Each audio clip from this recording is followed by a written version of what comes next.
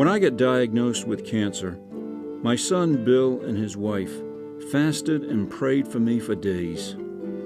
They also researched various treatments, and they found some approaches that have really helped me enormously.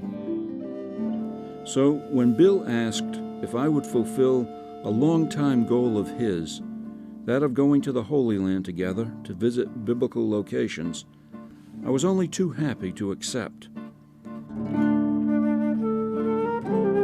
He also asked that I put on video some meditations on the 23rd Psalm to offer to other people who also are coping with cancer. So, here we are. It turned out to be one of the most memorable times of our lives. And our hope and prayer is that it might be meaningful for you as well in finding encouragement from this beloved 23rd Psalm.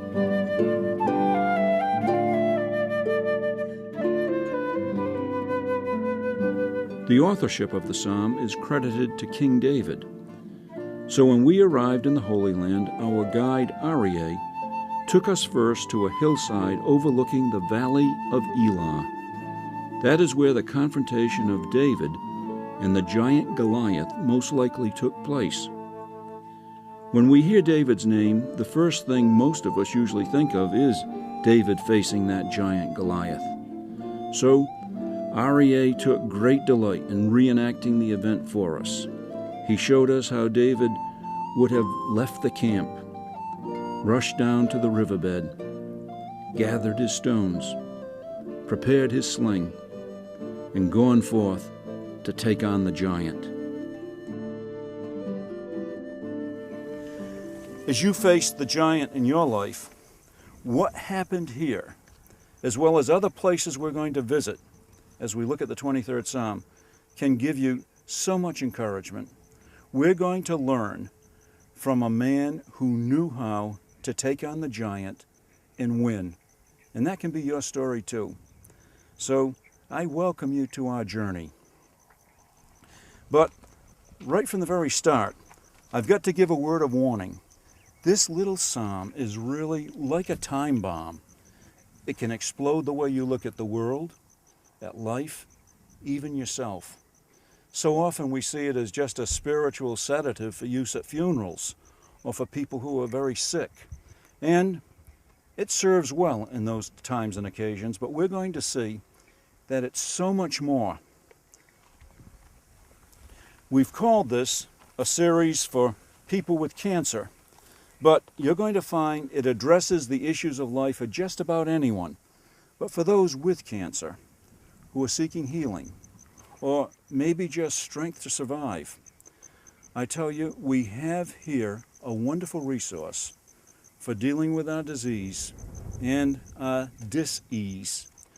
What we find in this most beloved of all Psalms is going to help people to get better, and it's going to help others to better live with their condition. I know something about cancer, and I know it firsthand, and more than I would like to. When I was a kid, my mom had recurring bouts with cancer that lasted over 5 years before she died. Later, my dad remarried, and 40 years to the month that my mom died, my stepmother also died of cancer. I was so close to both of these good women during their illnesses, even to the point of needing to assist them with basic functions of feeding and even caring for themselves. In the process, they became my heroes. I looked on them as like champion athletes.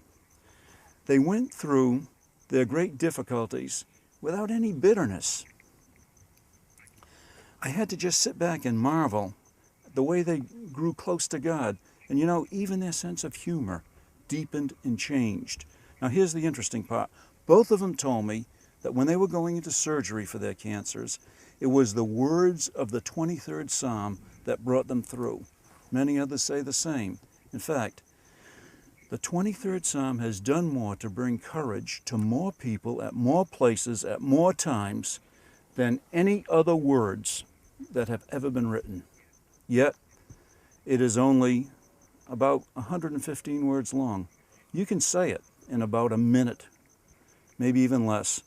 And you know, the psalm is actually a poem or a song. Think of it this way. It's the world's all-time top song. Today, rock stars, they come and go. But David and this psalm, they stand tall and unique as a song for all ages, 3,000 years after it was first written. And you know, this psalm gently challenges the ways we look at life. It shows us a different way, and I think a better way.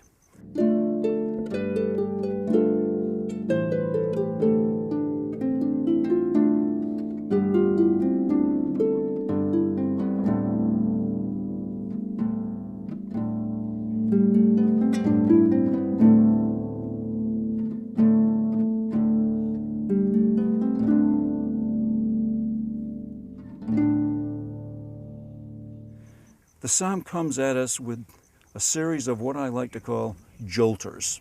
For example, take the words, "I shall not want." This is nothing less than a pre-commitment to contentment. That cuts across a consumer culture that seeks to breed continual discontent in us. Or look at the jolter of, "I will not be afraid, even in the valley of the shadow of death."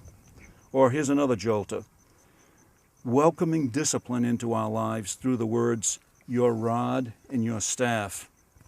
Now, there are others, as we're going to see, but these jolters are not there to unsettle us. In fact, they become our greatest source of comfort and courage. And that's what this song is going to pour into our hearts. And notice this is a powerful chemistry when comfort and courage mix together. They give birth to hope. And I'm here because I believe this series can fill you with new hope. It can happen. Let me give one word as to why I want to share these reflections with you. I told you about my mother's cancers, and I saw enough during their ordeals to know that I could never begin to go through what they did. And then, at a time in my life when I thought I was riding high, I get diagnosed with an advanced and an aggressive cancer. Frankly, it devastated me. I felt numb for days. The doctors said that the average lifespan for my stage 3B, and there are only 4 stages, is about 8 months. 15% make it 1 year, 1% last 2 years. As I stand here right now, it's now 3.5 years later. So you can understand when I say, I know I've been blessed. God's grace has spared me for now. I also know that it's not because I deserved any special kind of break. I know I've had more breaks in my lifetime than I could ever deserve. I can only conclude that maybe God still had some purpose for me on this earth. And as a career person in media, I could think of nothing that I would love to do and wanted to do more than to use this media vehicle to share with you reflections on the 23rd Psalm. So, my fellow travelers dealing with cancer and anyone else who cares to listen in, I welcome you to come with me and discover how this psalm can be for you an inexhaustible treasure, a source of comfort and courage that will give you deep and new hope. It can happen. Just wait and see.